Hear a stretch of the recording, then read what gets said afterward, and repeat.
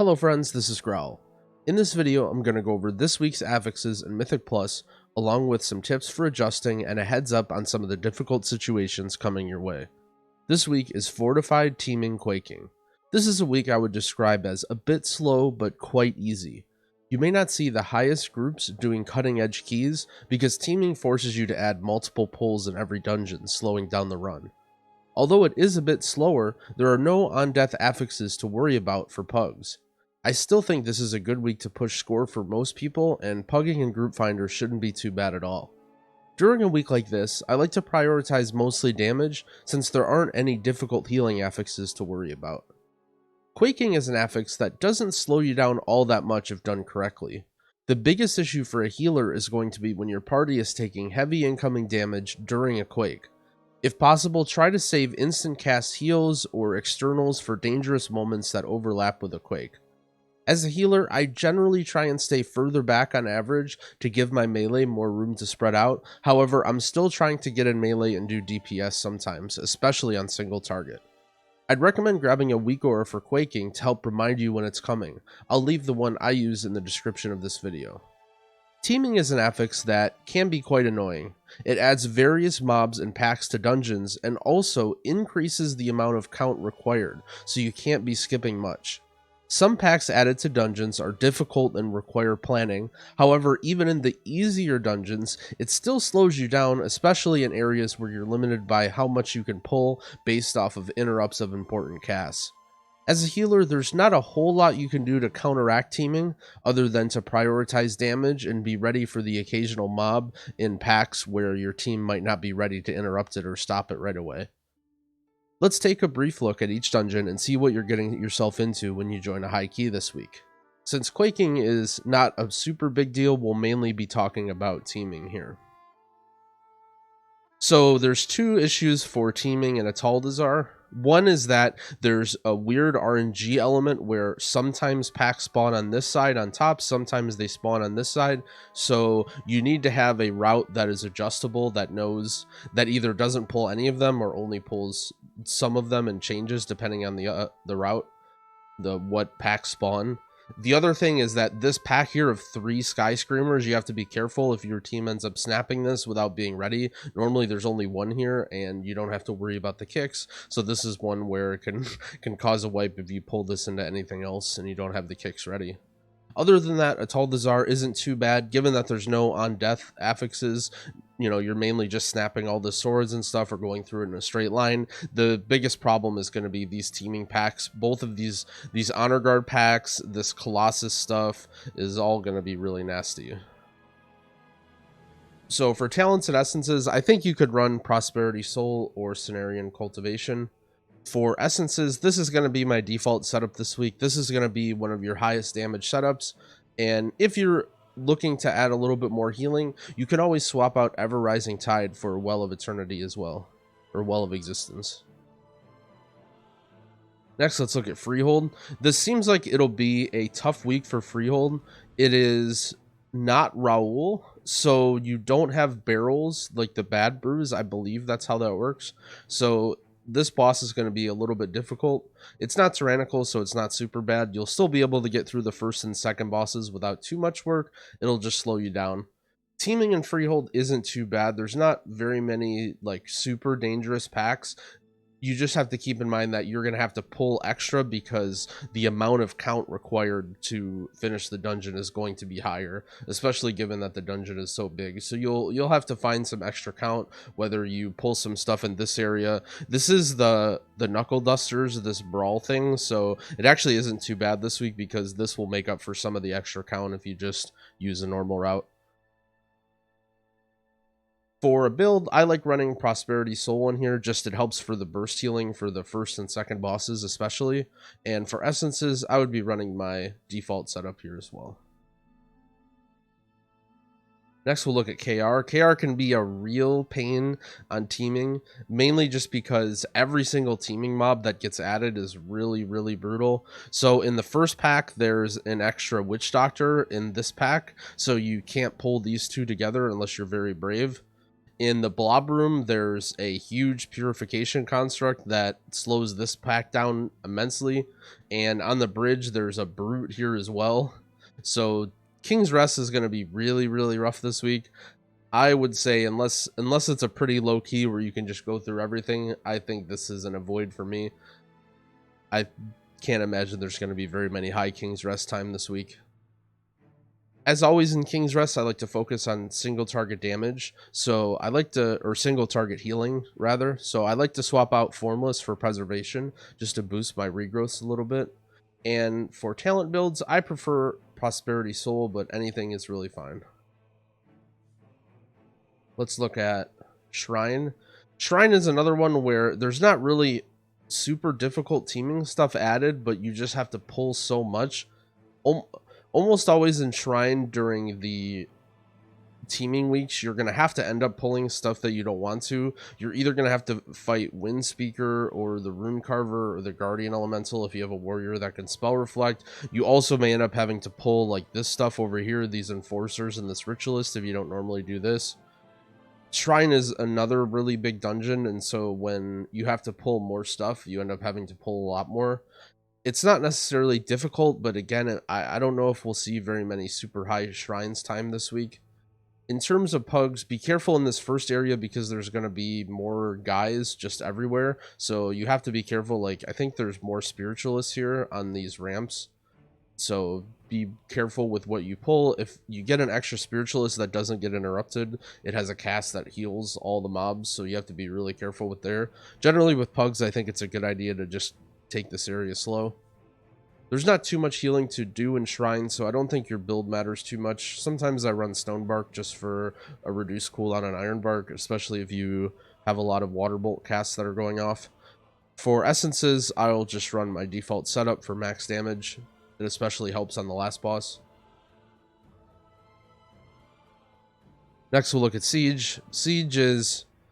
it's, again, not too difficult, but it just requires so many mobs. For whatever reason, teaming Siege, you just have to end up pulling the whole dungeon. I guess it's because there's a lot of like weird mobs that are off the route that no one even interacts with, like this stuff, and you end up having to just pull a ton of extra mobs. You essentially have to go through the dungeon in a straight line and pull everything, which really sucks.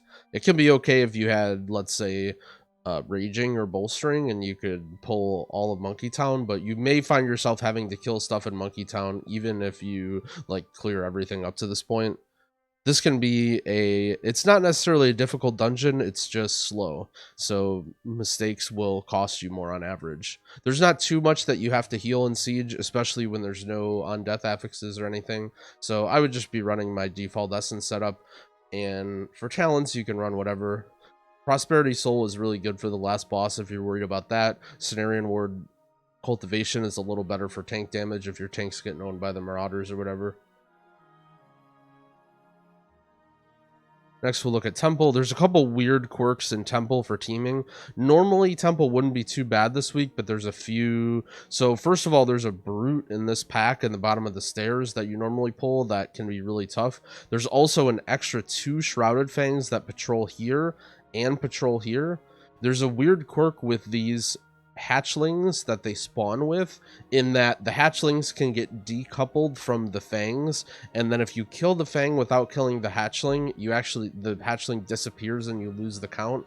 So be very careful while you're doing Shrine, and let's say after you kill third boss, know how much count that you need and make sure that you have that count in case you need to pull extra stuff.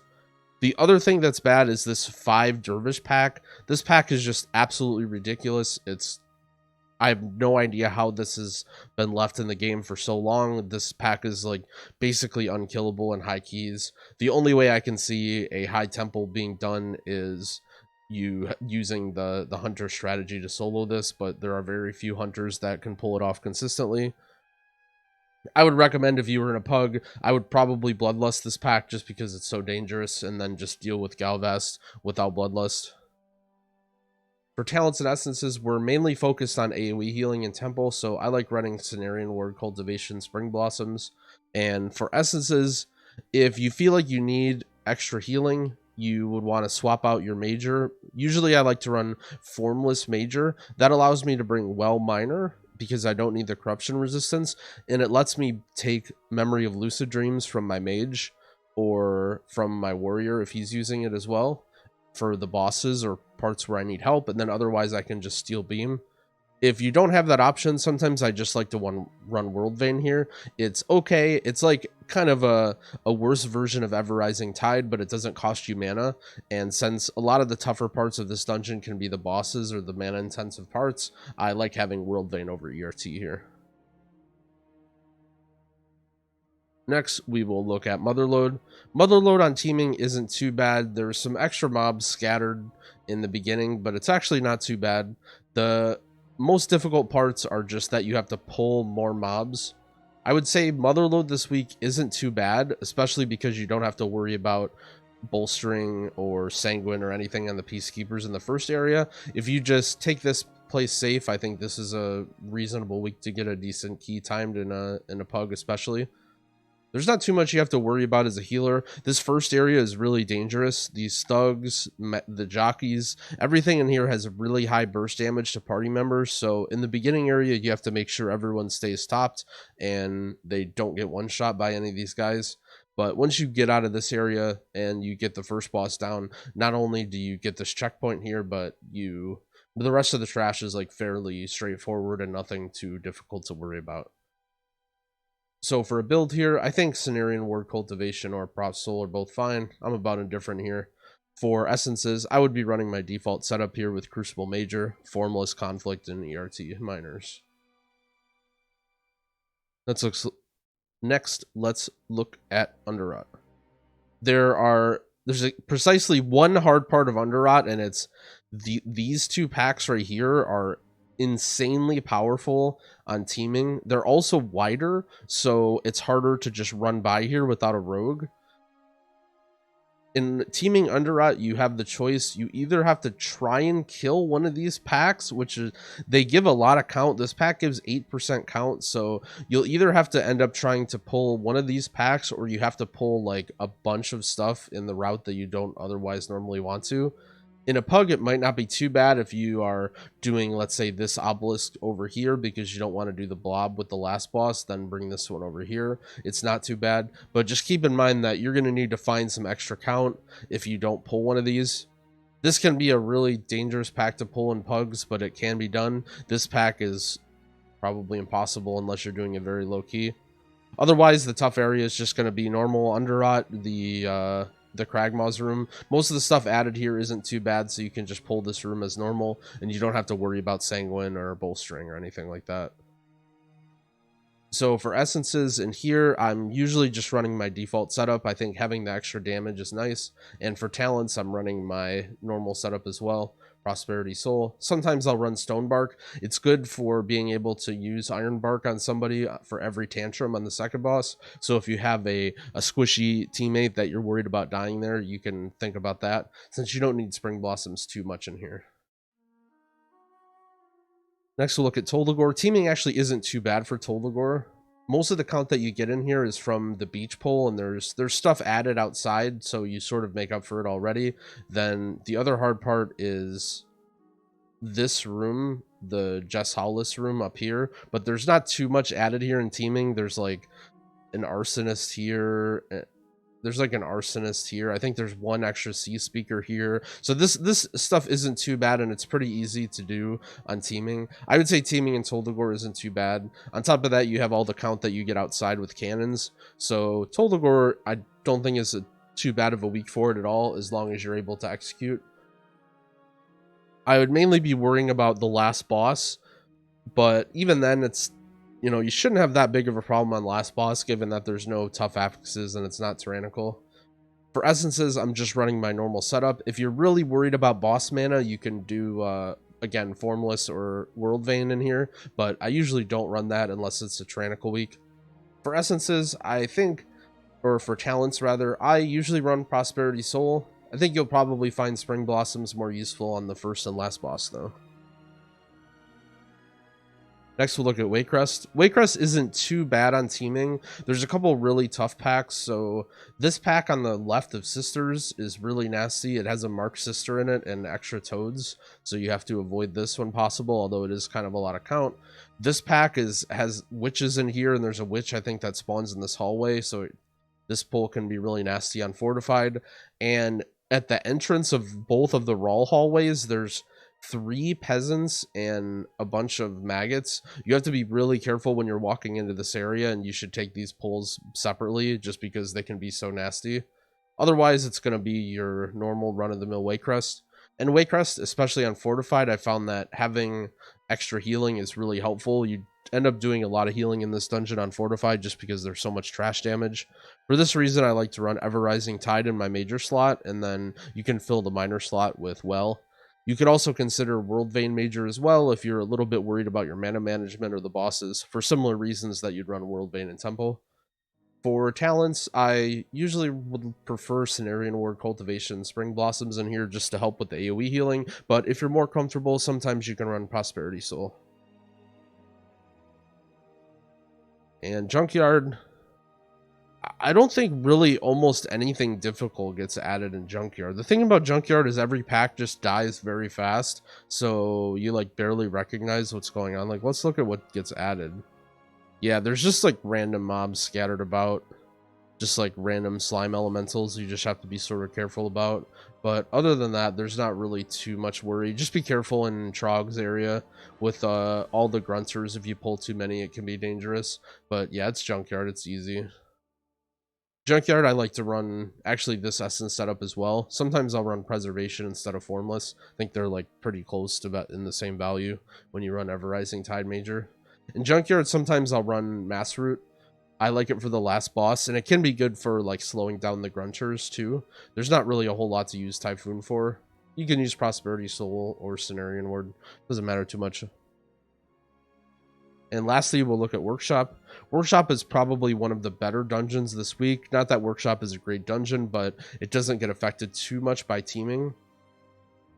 So there's an extra waste processing unit here. So you have to keep in mind that when you do this pull, there's actually an extra dog here too. So this pull is going to be really scary. I would highly recommend being careful here. It's going to be 3 dogs and 2 of these cars. That's not counting the 2 cars that are over here too.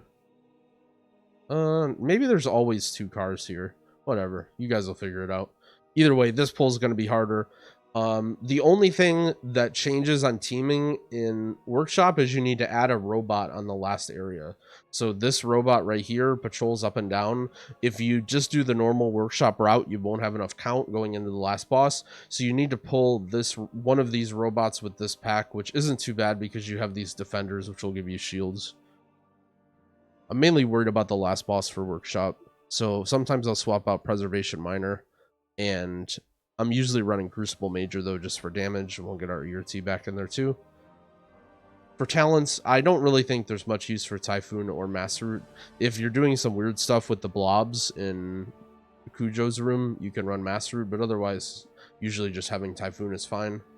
I think Prosperity Soul is good for healing some parts. I think Cenarian Ward Cultivation is good for healing some parts. I think if you're worried about the trash more, I think you may find Prosperity Soul better, but Cenarian Ward Cultivation is better for the long throughput, like for last boss or whatever.